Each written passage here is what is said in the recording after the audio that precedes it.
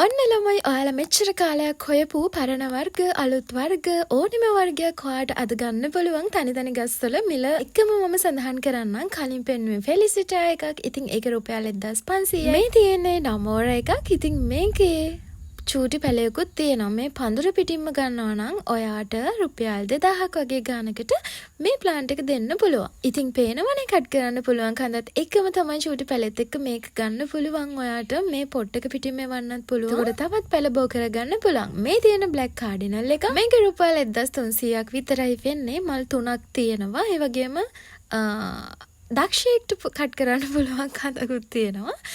මේ තියෙන්නේ white champion එකක්. මේක රුපියල් 650යි වෙන්නේ.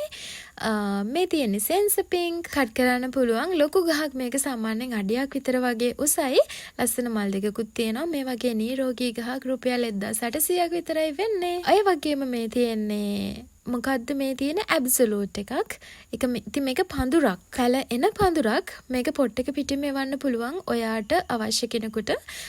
ඉතින් පැල දෙකකුත් එක්කම ඒ ප්ලාන්ට් එක වෙන්නේ රුපියල් 2000යි. මේ තියෙන ෂීඩ් එකක්. මේකත් හරිම ලස්සන මලක් තියෙන සුදු පාට ෂීඩ් එකක්.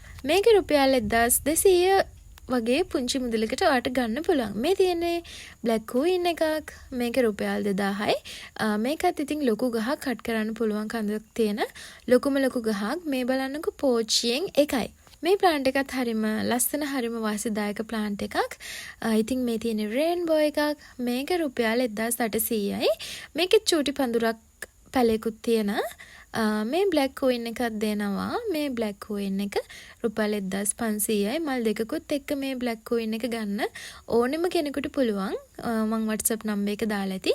ඔන්න අන්තිමටම ඔයාට කියුරෝ එකක් හම්බ වෙනවා. මේක නෙදර්ලන්ඩ් ප්ලාන්ට් එකක්. මේක රුපියල් 800ක් විතරයි වෙන්නේ. ඉතින් ඔයා ආස කෙනෙක් නම් මල් වලට ඔයා ආස මලක් මෙතන තිබ්බනම් මට අනිවාර්යයෙන්ම මැසේජ් එකක් දාන්න. ප්ලාන්ට් එකේ ස්ක්‍රීන්ෂොට් එකකුත් එක්ක.